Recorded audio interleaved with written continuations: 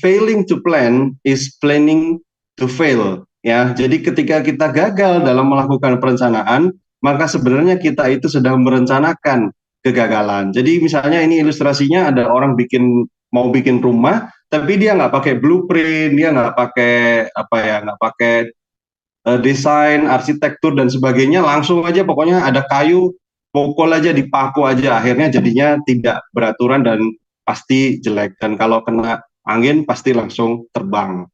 Baik. Nah, berkaitan dengan pendidikan karena topik yang kita ambil pada hari ini adalah pendidikan. Bapak Ibu sekalian, visi Indonesia kita saat ini adalah untuk mewujudkan Indonesia maju yang mandiri dan berkepribadian melalui terciptanya pelajar Pancasila yang bernalar kritis, kreatif, mandiri, beriman, bertakwa kepada Tuhan Yang Maha Esa, dan berakhlak mulia, bergotong royong, dan berkebinekaan global.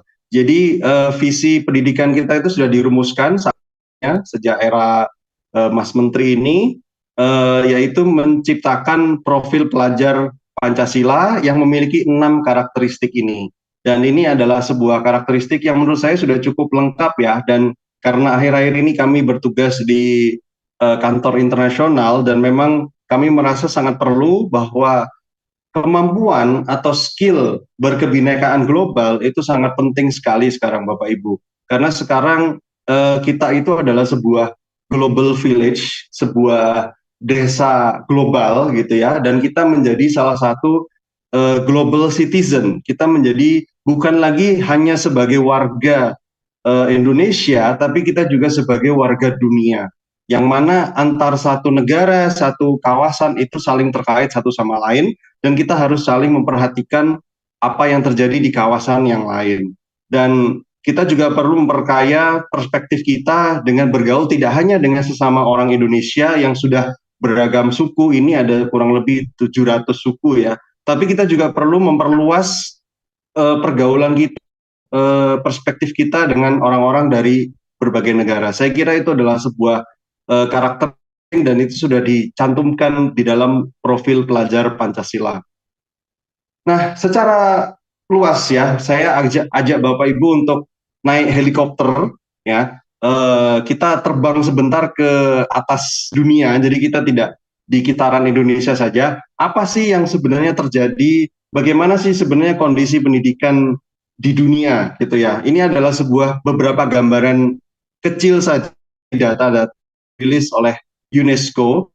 Kita mengetahui Bapak Ibu bahwa di dunia, di belahan dunia lain atau mungkin juga termasuk di negara, ternyata masih ada sekitar 100 juta anak muda yang tidak bisa membaca. Tidak bisa membaca di sini mungkin diartikan tidak huruf A, B, C, D, tidak bisa membaca kata, tapi dia ketika diberikan sebuah teks yang panjang, itu dia tidak bisa, tidak mampu menangkap esensinya, tidak mampu menangkap maknanya, kira-kira seperti itu. Itu juga menjadi problem di seluruh dunia. Dan masih ada jutaan dolar yang tersia-siakan tidak untuk dibangun menjadi kelas-kelas untuk belajar. Dan bahkan di 4 dari 5 sekolah utama di Afrika bagian sub-Sahara itu masih nggak punya listrik. Anda bayangkan, kalau di sekolah kita di Indonesia ini alhamdulillah, mungkin Bapak Ibu bisa sharing ya kondisi sekolah di kota masing-masing. Tapi masih masih bisa terjangkau listrik paling tidak. Tapi di negara Afrika, jadi Afrika sub-Sahara itu adalah selain Afrika Utara, jadi Afrika Utara ke bawah itu eh, dari 5 sekolah dasarnya itu bahkan tidak punya listrik, Bapak Ibu. Kemudian 1 dari 7 sekolah, guru sekolah dasar itu tidak pernah merasakan adanya pelatihan, dan ada jutaan siswa yang diajarkan di bahasa yang mereka tidak paham, dan masih ada lebih kurang dari setengah ya dari anak-anak yang hanya memiliki basic reading skill atau kecakapan membaca basic ya atau dasar. Dan ternyata bantuan pendidikan itu jumlahnya bisa dibilang stagnan sejak tahun 2010. Jadi tidak secara umum ya di dunia itu tidak ada terlalu banyak peningkatan anggaran untuk membangun pendidikan di seluruh dunia. Kira-kira begitu. Jadi ini adalah tantangan pendidikan secara global, Bapak Ibu. Nah, ketika kita bicara masalah-masalah pendidikan, maka sebenarnya kita ini adalah tanggung jawab tidak hanya bagi pemerintah, tapi juga banyak pihak. Guru juga punya peran di situ. Kemudian sekolah juga punya peran dalam membangun sekolah yang equal, yang bisa, yang merata, yang aksesnya bisa dimiliki oleh semua. Kemudian murid dan orang tuanya itu juga punya peran dalam pengembangan pendidikan, dalam pembangunan pendidikan di tempat masing-masing. Dan negara organisasi internasional pun juga punya peran dalam mengembangkan pendidikan. Jadi sebenarnya ketika kita bicara masalah-masalah dalam dunia pendidikan itu hanya menjadi tanggung jawab dari satu atau dua pihak, juga seluruh lembaga internasional, LSM, NGO semuanya itu semuanya punya peran di dalam penyelesaian masalah-masalah pendidikan. Nah, sekarang kita kembali dalam mengembangkan pendidikan kita di Indonesia atau mungkin di wilayah kita masing-masing, di kota kita masing-masing. Saat ini yang sedang digencarkan oleh pemerintah adalah dengan mendorong adanya perencanaan yang berbasis data. Data apa? Datanya diambil dari program pendidikan. Nah, ini Bapak Ibu, yang menjadi masalah, yang menjadi masalah ketika melakukan perencanaan berbasis data ada pertama datanya tidak valid dan beragam sehingga ya jadikan perencanaan yang menyeluruh, artinya satunya dari satu ke wilayah atau akhirnya datanya tidak seragam dan perencanaannya pun juga tidak seragam. Kemudian analisisnya tidak bisa mencapai ke akar masalah. Jadi ketika masalah itu sudah diidentifikasi, tapi menganalisis akar masalahnya tidak bisa sampai mendalam. Kemudian perencanaan kegiatannya tidak bisa berdampak dan dampak kegiatan itu tidak hampir jarang atau hampir dievaluasi. Inilah masalah-masalah yang terjadi di masa lampau. Nah, sekarang tidak ingin masalah-masalah ini terjadi. Dan pada tahun 2021 pemerintah telah mengeluarkan PP ya tentang standar nasional pendidikan. Di situ sebenarnya sudah disampaikan tentang perencanaan berbasis data, yaitu pada bagian standar pengelolaan. Jadi kalau kita Bapak Ibu ingin mencari landasan hukumnya, bisa dicek di PP nomor 57 2021 di bagian standar pengelolaan. Nah, ini lebih detail lagi ya. Jadi permasalahan dalam perencanaan selama ini ada dilihat dari 4 perspektif. Pertama dari perspektif SDM, ada SDM kita yang memang masih kurang memahami tentang indikator pendidikan. Kemudian masih kurang kompeten menganalisis permasalahan-permasalahan di sekolah. Dan kalaupun ada solusinya masih bersifat parsial. Kemudian masih lemahnya kemampuan dalam melakukan supervisi atau pengawasan. Kegiatan perencanaannya masih bersifat formalitas atau mungkin karena ada permintaan dari atas lalu dilaksanakan. Tapi pada kenyataannya perencanaan itu tidak pernah ditindaklanjuti. Kemudian juga ada masalah dengan pergantian atau rotasi pimpinan, sehingga hal-hal yang seharusnya sistematis terus berjalan ini karena pimpinan. Kemudian secara data, tadi sudah disampaikan, datanya tidak valid atau belum dimutakhirkan, mungkin lama. Sumber datanya juga beragam, tidak ada keseragaman sumber data, sehingga tidak bisa ditarik ke atas menjadi sebuah data besar nasional, begitu. Kemudian data disusun untuk kepentingan akreditasi saja biasanya, ya sehingga kalau nggak ada akreditasi ya nggak ngumpulin data. Kemudian keterbatasan akses sumber informasi yang utuh. Secara anggaran kita masih tergantung pada bantuan-bantuan pemerintah dan belum melibatkan pemangku kepentingan secara menyeluruh. Dan secara kebijakan, terkadang yang terjadi adalah kebijakan daerah belum selaras dengan kebijakan pusat, dan satuan pendidikan di daerah itu lebih mengutamakan kebijakan daerah. Kemudian laporan dan dokumen untuk syarat kepatutan syarat kepatuhan memakan tenaga dan waktu. Nah, maka sekarang muncullah sebuah harapan untuk perbaikan dari masalah-masalah itu, Bapak Ibu. Jadi kita nanti ketika melakukan perencanaan di tingkat satuan pendidikan, kita harus mulai membiasakan menggunakan data, dan data yang digunakan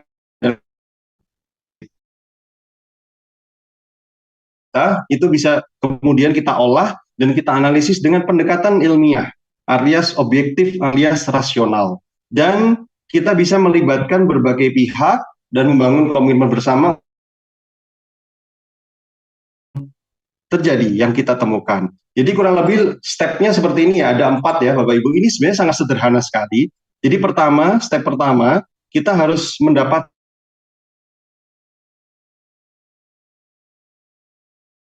Kemudian setelah kita dapatkan datanya, kita masuk ke langkah kedua, yaitu kita melakukan refleksi diri, gitu kan? Kemudian yang ketiga, maaf ini ketutupan kepala saya.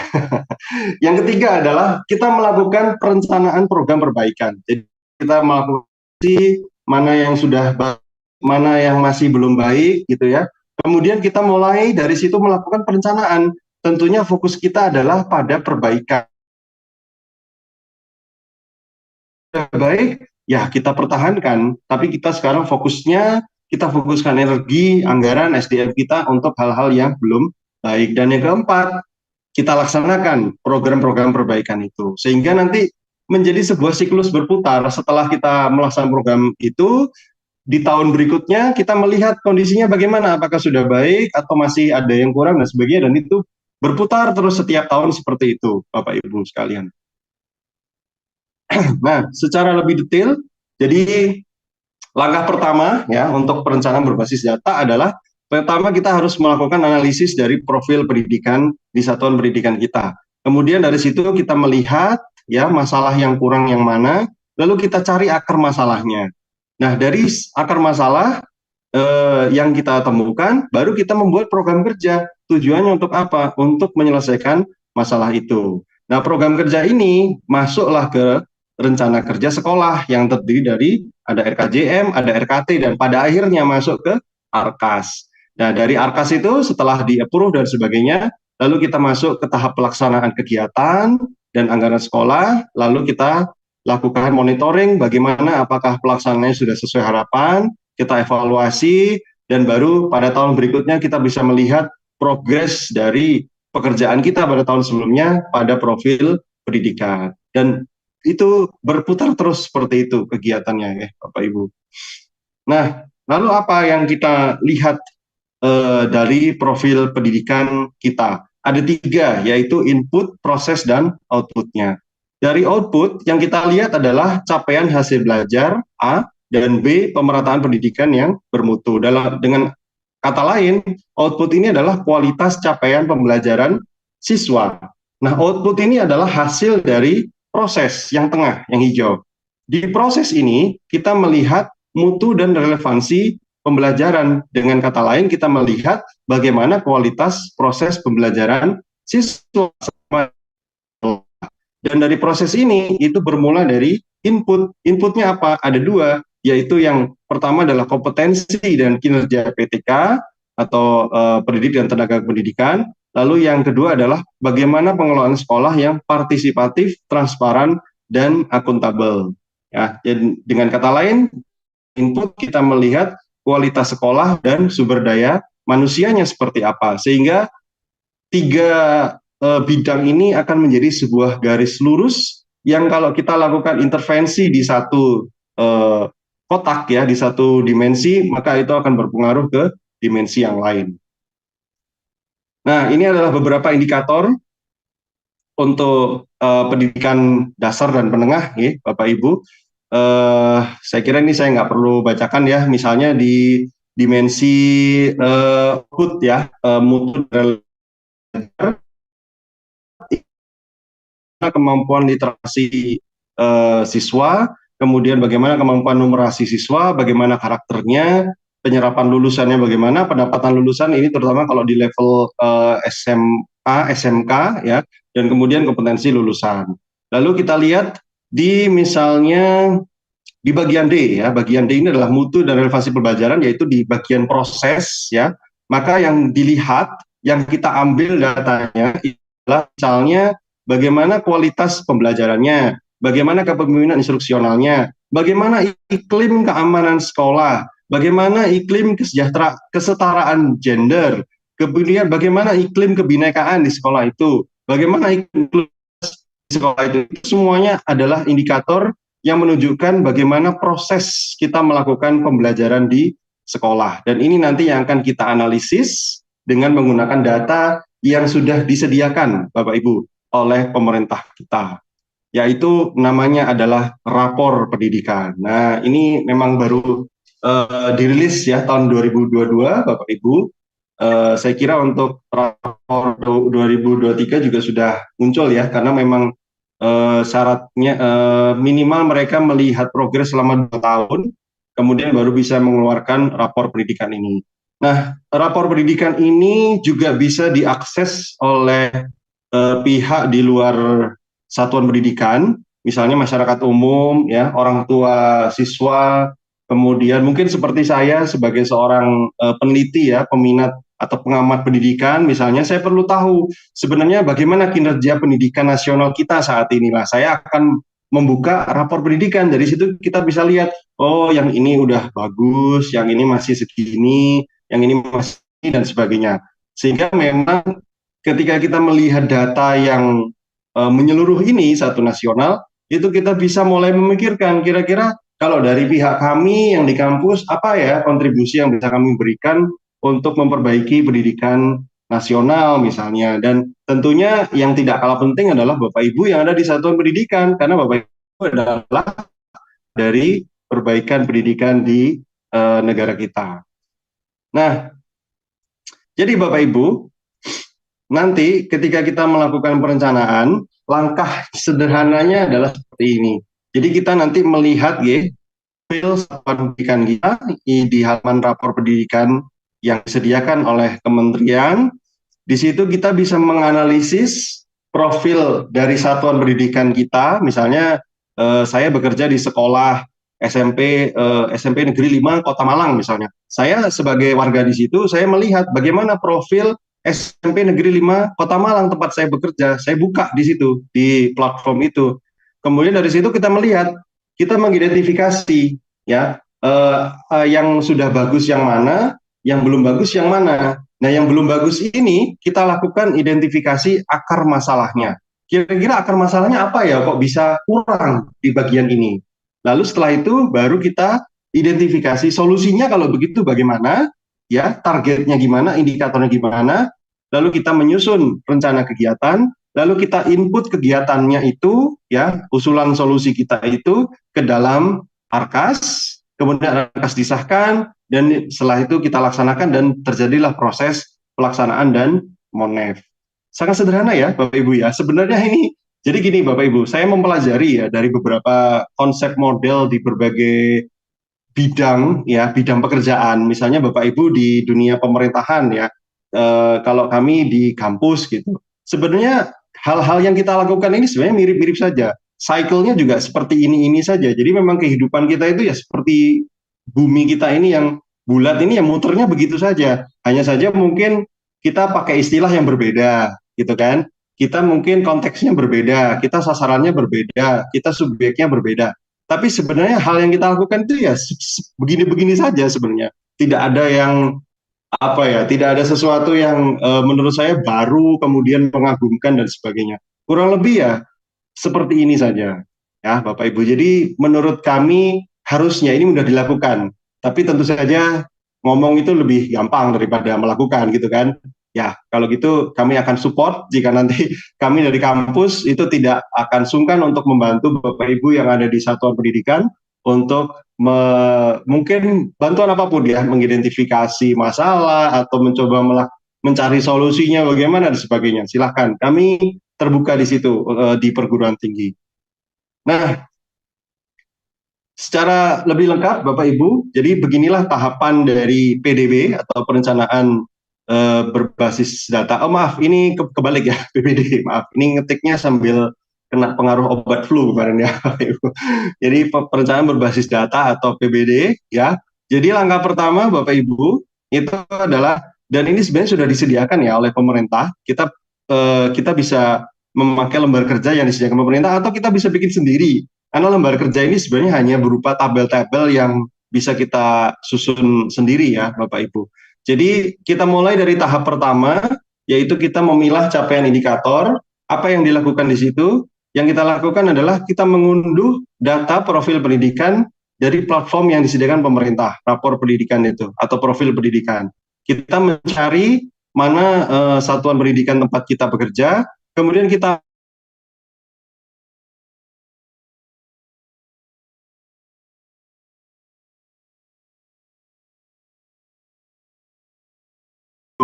baik, kita perlu merumuskan kira-kira masalah apa yang akan diperbaiki. Dan kita harus mencari akarnya, akar masalahnya. Karena kalau kita tidak ketemu akar masalahnya, maka yang ditakutkan solusi masalah itu hanya sebatas parsial. Artinya tidak bisa menyelesaikan masalah itu selamanya dan seluruhnya. Kira-kira gitu.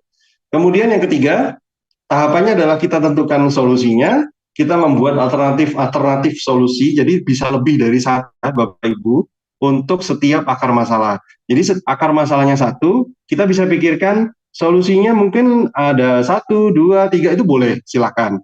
Nah, kalau misalnya ada lebih dari satu, setelah itu baru kita rundingan lagi, kita pilih mana solusi yang paling jitu, yang paling energinya paling kecil tapi hasilnya paling besar. Nah, itu yang kita cari, yang kita pilih. Nah, kalau sudah kita pilih, lalu kita baru mengidentifikasi indikator apa yang akan ditingkatkan capaiannya, kemudian kita tetapkan target capaian, jangka pendeknya apa, jangka menengahnya apa, jangka panjangnya apa. Dan yang terakhir di tahap kelima, kita masukkan ke Arkas. Kira-kira begitu. Sangat simpel ya, Bapak Ibu.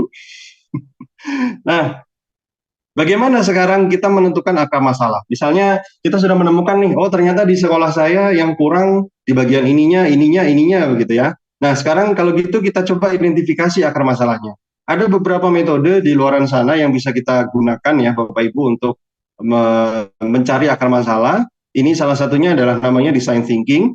Jadi proses ini dimulai dari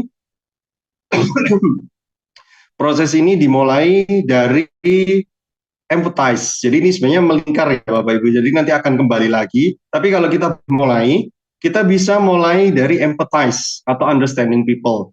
Dan ini tahu nggak Bapak Ibu? Tadi kan saya bilang sebenarnya hal yang kita lakukan di dunia itu ya mirip-mirip saja. Sebenarnya kalau saya bawa konteks ini ya ke dunia bisnis ya, ke teman-teman yang bergelut di bidang startup, di bidang bisnis, sebenarnya sama dengan hal yang mereka lakukan. Ketika kita akan membangun sebuah bisnis atau usaha atau startup ya istilah anak mudanya sekarang Bapak Ibu, itu tahu nggak dimulainya bukan dari kita langsung bikin produk, tapi dimulainya dari kita menumbuhkan sifat empati, empathize. Apa itu empathize? Yaitu kita memahami orang, kita understanding people, kita memahami kehidupannya, kita memahami masalah-masalahnya. Sehingga dari situ kita bisa ikut merasakan, oh iya masalah Anda kalau saya rasakan ya gak enak juga ya, berat juga ya. Nah dari situ ketika kita sudah empati, lalu kita coba mencari kira-kira solusinya gimana ya, apa yang bisa saya lakukan untuk menyelesaikan masalah orang itu gitu. Nah ini yang dimaksud dengan proses define atau figuring out the solution ya. Lalu setelah itu baru setelah itu kita masuk ke tahap ideate atau generating ideas, kita menciptakan solusi-solusi, ide-ide, lalu kita membuat prototype atau kita mencoba menawarkan beberapa solusi ya, produk prototype solusi yang bisa kita tawarkan, lalu kita coba uji coba apakah memang betul dengan produk ini atau konsep ini atau model ini itu masalah itu bisa terselesaikan sampai ke akar-akarnya. Baru setelah itu kembali lagi ke empathize, kita ngomong lagi sama orang, gimana Pak sekarang kalau dengan kayak gini lebih ringan nggak Pak, masalahnya hilang nggak? Nah kita dengerin lagi, dan itu nanti akan berputar terus seperti itu Bapak Ibu. Baik, lalu ada cara lain, yaitu kita dengan menggunakan five whys, ya five why, tapi akan ada 5. Jadi harusnya ada US-nya itu ya, five whys ya. Ini adalah kita menggunakan akal kritik kita gitu ya, akal kritis kita untuk mempertanyakan sesuatu gitu sampai mendalam. Jadi misalnya kita mulai dari yang paling kiri ini ya, di gambar ini ada masalah. Lalu kita tanyakan, kenapa itu terjadi? Ya, karena gitu kan. Terus kenapa kok itu terjadi? Kita tanyakan lagi. Jadi tidak berhenti di sekali bertanya dapat jawaban. Tapi kita tanyakan lagi, terus kenapa kok seperti itu? Karena ini. Kita tanyakan lagi, terus kenapa kok gitu? Nah, sampai kita ketemu kira-kira, oh iya, ini adalah akar masalahnya di sini. Baru setelah itu kita bisa melihat atau mulai mendapatkan gambaran, oh kalau gitu berarti solusi actionnya atau apa aksi solusinya ya itu harusnya kalau gitu seperti ini. Karena kita udah ketemu tuh akar masalahnya seperti ini. Nah, mungkin saya kasih contoh langsung aja ya. Misal nih Bapak Ibu, ini Bapak Ibu yang punya ada nggak yang usaha sampingan cetak printing ya, printing poster kayak gitu-gitu ya. Misal nih kita punya usaha printing, lalu ada masalah nih. Seorang klien kita menolak membayar tagihan jasa cetak brosur. Wah, ini kan masalah ini. Sudah kita udah kerja, nggak mau bayar. Nah, maka kita bertanya, kenapa itu terjadi? Kita investigasi ya ke klien, ke staff kita gitu kan. Oh, ternyata setelah kita tanya, kita dapat alasan karena pengirimannya terlambat, Pak. Sehingga brosurnya udah kelewat gitu ya. Acaranya udah kemarin, brosurnya baru datang hari ini, jadi udah nggak kepake kan luar. Makanya klien mau bayar. Nah, sampai situ sebenarnya kita butuh masalahnya. Tapi kan nggak berhenti itu. Kita harus cari akarnya. Kita tanya lagi, kok bisa? Kenapa kok terlambat? Gitu kan? Nah, kita dapat jawaban. Kita investigasi lagi. Ternyata, oh proses cetaknya lebih lama dari seharusnya. Harusnya selesai jam 6, ini baru selesai jam 5 sore misalnya gitu kan. Oh lebih lama. Kita tanya lagi, loh kok bisa lama? Kenapa? Oh, karena ternyata tim produksinya kehabisan tinta. Sehingga karena tintanya habis, ya produksinya nggak bisa berjalan, berhenti dulu. Akhirnya lama, gitu kan. Tanya lagi, loh kenapa kok bisa kehabisan tinta, gitu kan. Kan ada tuh duit untuk beli. Oh, ternyata tintanya sempat kepake oleh orderan besar yang datang mendadak. Mungkin waktu pilkada, pemilu kemarin gitu ya, tiba-tiba banyak orderan baliho-baliho gitu ya, se-Indonesia gitu. Akhirnya karena harus mengutamakan orderan yang besar, sehingga harus diutamakan gitu kan, hanya tintanya kepake dan kehabisan tuh orderan yang kecil brosur itu. Lo kenapa kok bisa kepake orderan besar? Harusnya kan tetap bisa dilayani semuanya meskipun orderannya sebesar apapun. Ternyata ditemukanlah jawaban, stok tintanya terbatas dan ketika sudah habis mau order nggak bisa cepat datang. Maka dari situ kita bisa menemukan, oh jadi akar masalahnya dari masalah klien nggak mau bayar tagihan adalah tintanya terbatas dan nggak bisa order cepat datang gitu ya. Maka dari akar masalah ini kita usulkan kalau gitu solusinya ya kita harus cari supplier yang sanggup ngirim tinta dalam waktu yang cepat dan prosedurnya singkat, nggak harus pakai apalah persuratan yang terlalu berbelit dulu lah gitu. Pokoknya order lewat chat dikirim dulu lah gitu, bayarnya nanti belakangan misalnya gitu. Kita harus cari itu supplier yang seperti itu. Nah akhirnya ketemulah solusinya. Kurang lebih seperti itu ya, Bapak Ibu. Apa namanya? Ilustrasi ya dari kita menggunakan five whys atau 5 why. Nah, Bapak Ibu, jadi kita kembali ke satuan pendidikan ya. Jadi biasanya akar masalah itu bisa berasal dari proses sebelumnya. Jadi di output misalnya, kalau di output ada masalah, maka bisa jadi akar masalahnya itu terletak di proses. Gitu ya, Bapak Ibu, masuk akal ya. Jadi kan ada output tuh, loh kok nilainya siswa kok jelek? Berarti kita lihat barangkali masalahnya ada di proses, kan begitu. Kita cari di situ. Tapi setelah kita dalami lagi dengan 5 why itu, mungkin kita temukan lagi bahwa ternyata masalahnya nggak berhenti di proses. Ternyata masalahnya berakarnya malah di input. Kita lihat bagaimana itu kinerja gurunya, gimana kinerja tenaga pendidikannya, misalnya gitu. Kita cek itu, oh iya ternyata kinerja gurunya memang nggak terlalu bagus. Ah ini akar masalahnya kan begitu.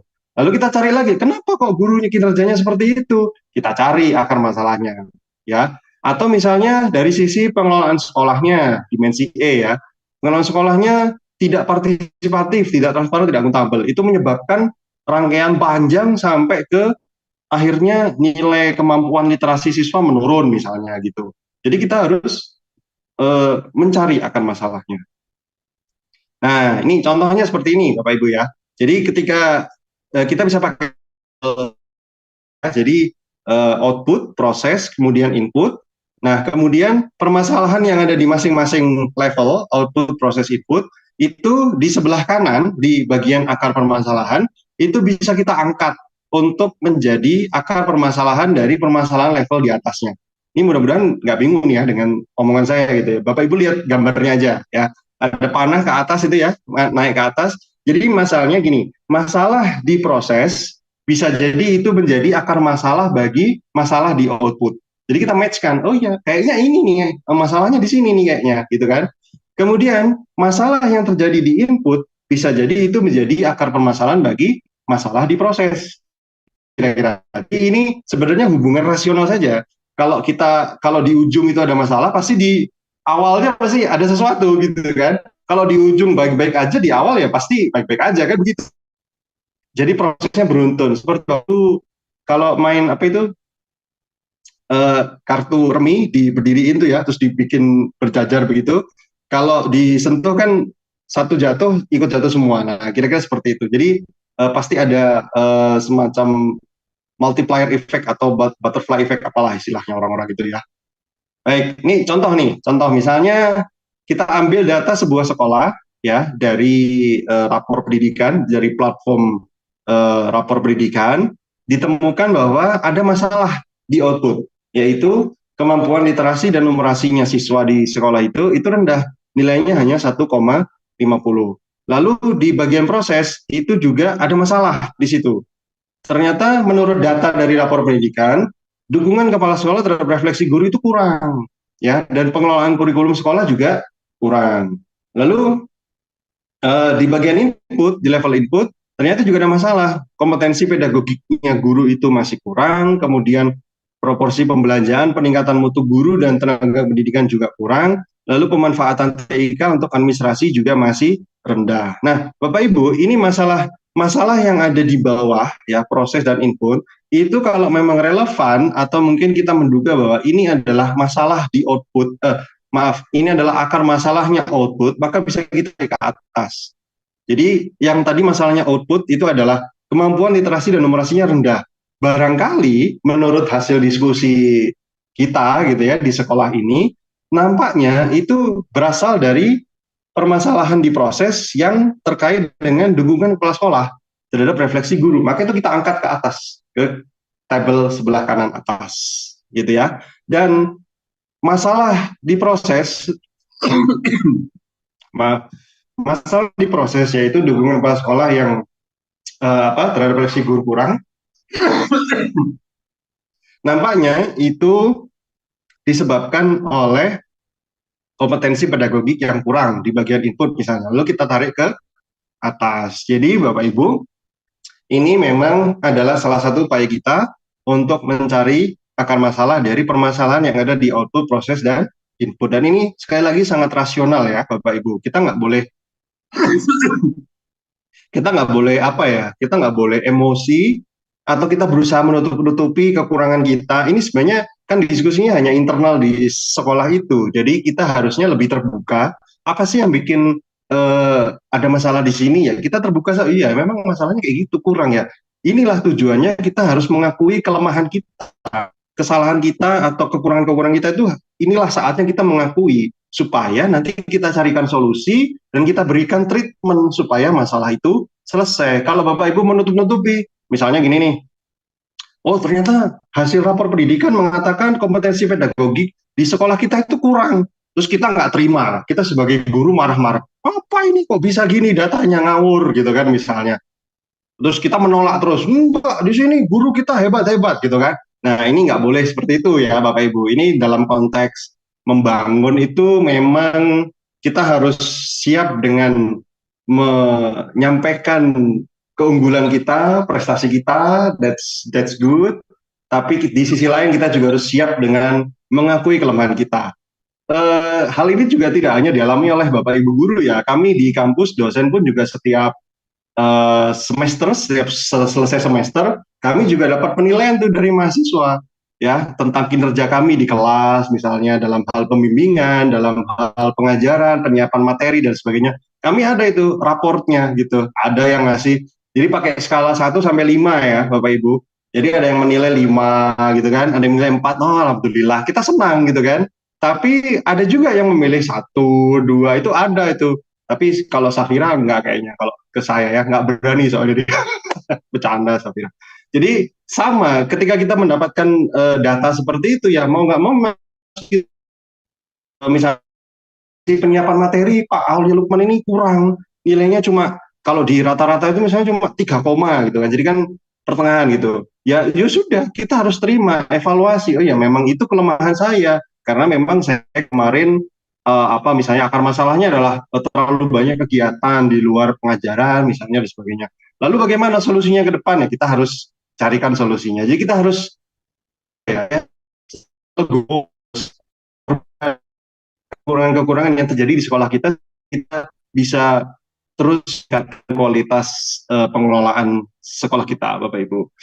Nah, setelah itu, setelah kita menentukan akar masalahnya, jadi misalnya tadi masalahnya tetap ya, kemampuan literasi dan numerasinya siswa rendah, lalu kita tetapkan bahwa akar masalahnya adalah rendahnya pengetahuan dan kompetensi pedagogi guru, ya tadi itu, kemudian mungkin juga rendahnya kemampuan manajerial guru. Lalu kalau gitu dari masalah ini di kolom yang tengah kita tetapkan ini diskusi dengan sesama warga sekolah gitu ya. Kira-kira kalau masalahnya kayak gini, enaknya solusinya gimana ya? Ayo sumbang saran gitu kan.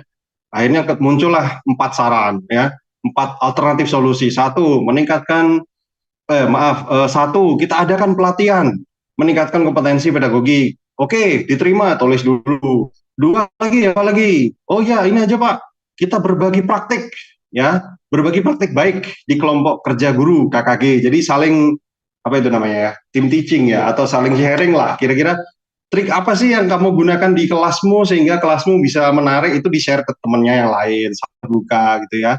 Dan ini nggak boleh iri-irian ya Bapak Ibu. Nanti kalau ada temennya disuruh maju terus kita panas gitu, itu nggak boleh ya. Itu adalah penyakit hati, harus kita hilangkan. Oke.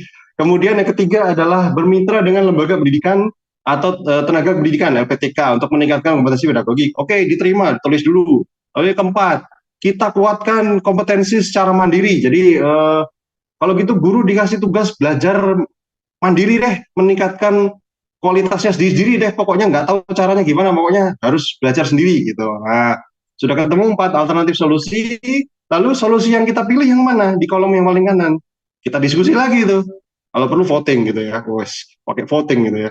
Kita ambil solusi yang cost-nya paling sedikit kalau bisa, tapi manfaatnya paling besar. Gitu ya, Bapak Ibu. Jadi jangan ambil yang sebaliknya ya, cost-nya paling banyak, tapi manfaatnya paling sedikit. Apa itu? Pergi ke Bali, pergi ke Labuan Bajo gitu ya. Ya itu cost-nya besar, tapi manfaatnya sedikit gitu ya. Nah kita yang sebaliknya, jadi cost-nya yang sedikit, tapi manfaatnya yang paling besar, Bapak Ibu. Di sini akhirnya kita pilih misalnya berbagi praktik baik di kalangan KKG, kelompok kerja guru. Ya sudah, itu paling sedikit cost-nya, paling cuma ngeluarin apa ya, uang transport ya, mungkin buat yang berbagi snack ya, minuman, udah selesai gitu kan, nggak perlu harus sewa hotel, sewa mobil ya kan, nggak perlu, cukup di sekolahnya aja misalnya. Oke, dan begitu Bapak Ibu. Nah, nanti solusi terpilih ini baru kita masukkan ke dalam Arkas ya, kita masukkan ke dalam rancangan kegiatan dan anggaran. Jadi kita rinci tuh akhirnya. Nah, ini kayaknya apa Bapak Ibu nih yang lebih paham nih ya masalah memasukkan rincian dari sebuah kegiatan atau solusi menjadi rincian aktivitas seperti ini. Saya kira Bapak Ibu lebih paham ya. Jadi misalnya aktivitasnya apa, jam berapa, ya, PIC penanggung jawabnya siapa, Bu siapa, Pak siapa, Wakasek atau Wakasek ini atau bagian yang mana dan sebagainya, itu silahkan didetilkan. Lalu sumber dayanya kalau ada anggaran, anggarannya dari mana, dari BOS, kita sesuaikan dengan kebolehan ya untuk menggunakan dana BOS itu apakah masuk atau tidak, kemudian apakah mungkin kalau perlu, apakah perlu urunan sedikit-sedikit kecil-kecil misalnya sekedar untuk kerujaan misalnya bikin rujak bareng, atau mungkin nggak perlu biaya sama sekali, nggak perlu sumber daya uang sama sekali, tapi sumber dayanya misalnya aplikasi, misalnya ruang guru ya atau rumah belajar, atau nggak perlu apapun sama sekali dan dikembalikan ke masing-masing guru misalnya. Itu silakan Bapak Ibu yang mendetilkan. Baik, itulah Bapak Ibu sekilas ya tentang perencanaan berbasis data di satuan pendidikan. Ini adalah sebuah langkah yang sangat rasional dan sederhana, hanya saja diperlukan keterbukaan. Dan di akhir ini saya mengutip ya Bapak Ibu, jadi memang manusia itu memang tugasnya adalah membuat perencanaan-perencanaan dalam kehidupannya, tapi memang manakala kita tidak menemui sesuatu yang kita harapkan setelah kita berusaha merencanakan, kita mengeksekusi, kita mengevaluasi dan sebagainya, maka kita harus selalu ingat, kita nggak boleh putus asa, kita nggak boleh sedih, kita harus selalu ingat firman Tuhan, firman Allah, saya ambil dari Al-Quran, mohon izin, dalam surat Al-Baqarah 216, dikatakan kepada kita bahwa boleh jadi kamu membenci sesuatu, padahal ia itu amat baik bagimu. Dan boleh jadi pula kamu menyukai sesuatu padahal ia amat buruk bagimu. Dan Allah itu lebih mengetahui dan kamu nggak tahu apa-apa. Jadi Bapak Ibu, terlepas dari usaha apapun yang sudah kita lakukan, manakala kita tidak ketemu dengan apa yang sudah kita harapkan, maka kita harus kembali ke pengingat